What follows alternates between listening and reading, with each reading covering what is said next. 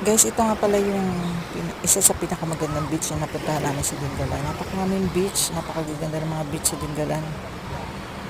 Tingnan nyo guys, oh, napakalinaw ng tubig, may mga isda siya dyan na lumalangoy. Sobrang nag-enjoy kami dyan.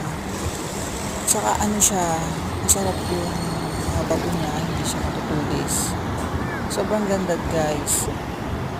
Ito nga pala 5 hours travel from Manila to Dingalan.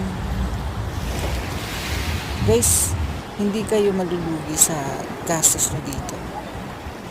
Talagang sulit. Kahit saang beach kayo pumunta. Isa lang to sa pinakamagandang beach na napuntahan namin. Try nyo guys. Sulit na sulit. Ang sarap balik-balikan ng lugar na to.